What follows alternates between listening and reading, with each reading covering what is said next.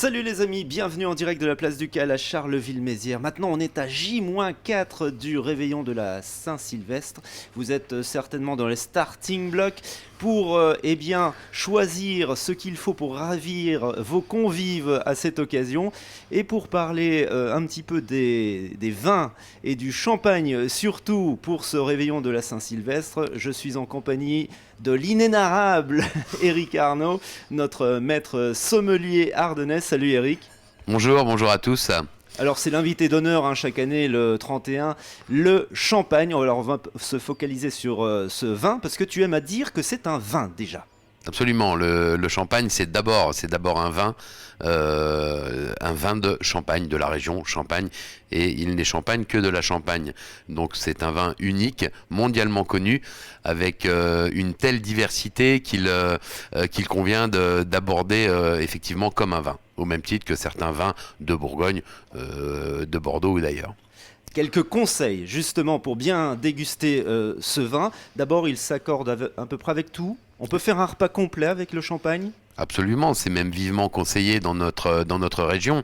Le champagne peut s'accorder avec tout. Alors certains types de champagne avec certains types de mets, n'est-ce pas? Et surtout le conseil le plus important pour moi est de ne pas le consommer trop frais. On a toujours tendance à déguster le champagne à des températures excessivement fraîches, ce qui malheureusement masque certains arômes, mais le champagne doit être dégusté à une température, idéalement une température de cave aux alentours des 10 degrés, ça me semble très très bien.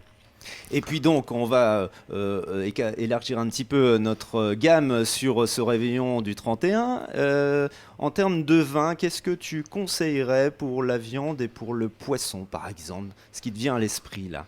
Ah bah bien souvent on démarre un repas de fête avec du poisson ou bien des crustacés, des fruits de mer, donc on va partir sur un champagne assez minéral, assez vif, un blanc de blanc par exemple de la Côte des Blancs, donc la Côte des Blancs située tout de suite après Épernay qui va jusqu'à Vertus, donc on a des vins de champagne qui sont avec une trame minérale fraîche et généreuse, extra brute si possible, pas trop de dosage en sucre pour débuter le repas, pour aiguiser les papilles et surtout pour rivaliser avec des produits iodés comme les huîtres par exemple.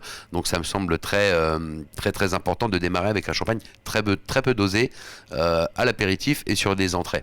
Est-ce qu'il y a des nouveautés pour ce réveillon cette année? Est-ce que tu sens une évolution?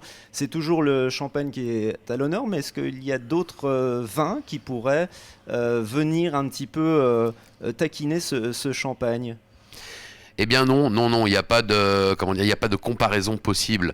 Le champagne reste le champagne à part entière et j'ai envie de dire c'est irremplaçable. On peut essayer de copier sur certains créments qui somme toute peuvent être très très bien, très bons, très bien faits, très bien élaborés, mais le champagne reste le champagne.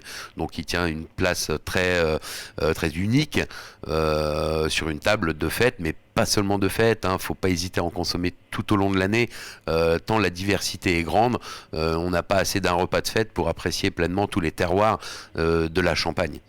Eh bien écoute, merci beaucoup Eric pour toutes ces informations précieuses pour passer un super réveillon du 31, c'est donc mardi soir. Si vous voulez plus d'infos, rencontrez Éric Arnaud, notre maître sommelier ici à Charleville-Mézières. C'est au bar Le Concept, place du Cal. Merci et puis bonne fête. Merci, bonne fête à tous.